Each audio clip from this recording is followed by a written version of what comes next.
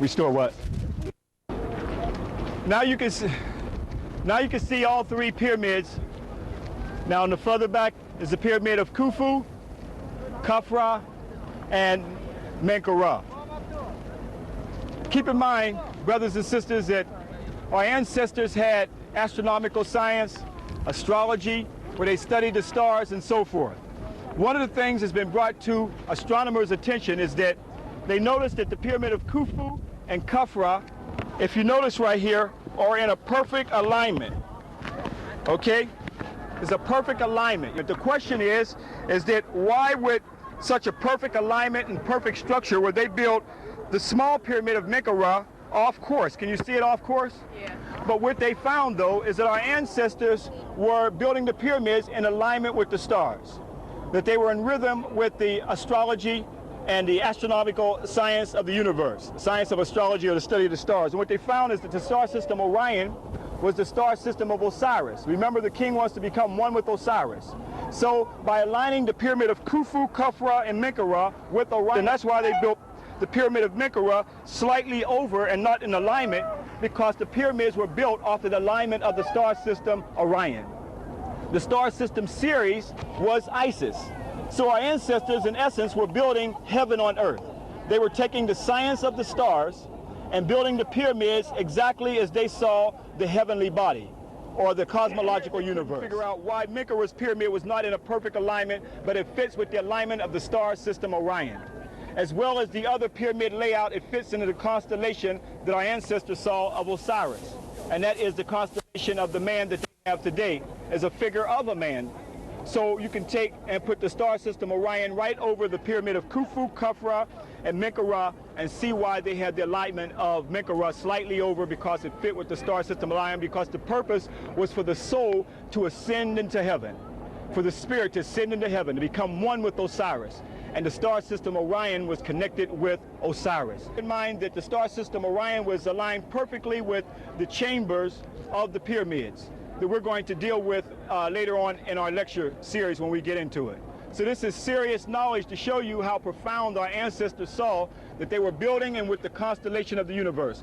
Tomorrow when you go into Saqqara, you're also going to see the pyramid of Unas, showing the first concept of ascension into heaven. Long before there was Christianity, long before there were little white angels with wings under, that we get a concept that we're going to go to heaven, Unas already had the concept of ascension into heaven, or a spirit going into heaven, known as astrotheology. So this is what our ancestors saw, the soul becoming one with the great god Osiris in the constellation of Orion, which was the symbol for Osiris. And the star system Ceres was for Isis. Powerful astronomical knowledge that our ancestors had, showing how in tune our ancestors were with the heavenly bodies. In essence, building heaven on earth. Even in the Hermetic text, it speaks of Asar is our Father in heaven, and he looked down on his kingdom that he built. Hold this before me. So let me show you something here. This is the kingdom. This is Asar in Orion's belt now. See Asar in Orion's belt, looking down on his kingdom? In Amos in the Bible, it speaks of, seek of him who is of the star, the 7 stars of Orion. Now, let me lay something on you. Our Father, which art in heaven, thy kingdom come, thy will be done on earth as it is in heaven. This is where it all is. Thy kingdom come, thy will be done on earth as it is in heaven. And that was Asar. And come back here to do serious field educational work. So when someone tells you about the pyramids, you can really break it down. Break it down to our Father which art in heaven. Thy kingdom come, thy will be done. Right here, this is where it started.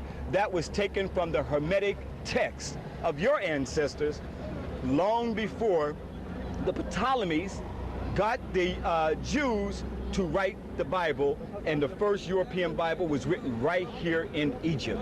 And it was Ptolemy Philadelphus who got them to write for them, which they copied it from the pyramid text of our African ancestors.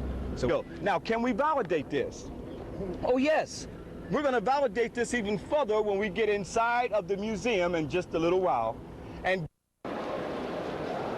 Okay, brothers and sisters, as we talked about the pyramids and the capstone, this is a capstone of the king Amenemhet, the third of the 12th dynastic period. These capstones were put on top of the pyramids. This capstone right here is from Hawawa. It's the capstone of Amenemhet III, as he was called Ni-Ma'at-Ra Amenemhet III, and that's his name here, Subet Ni-Ma'at-Ra, given life for eternity. And what you see here are the all-seeing eyes of Asar and Ra-Harakte, or the wings representing the rising spirit, the Sahu spirit. Remember, Asar, who was the great king, as I said, an Orion's belt represented Asar. He was what? Our Father, which art in heaven. Thy kingdom come, thy will be done on earth as it is in heaven. Where would we find the Orion at? Can we validate this? Can we validate with even a man by the name of Robert Bouvel, who many Egyptologists smashed down when he tried to say that Asar represented Orion's belt and Orion represented Sahu? That was the spiritual star for us to go to. Well, we can find it. You hold this for me. I want to show you something. Have patience here. This is very small. So where is this symbol at of Asar and Orion? Where is this symbol at? Well, let's go right over here and look closely. And what symbol do you see right here? It's too much glare. The light.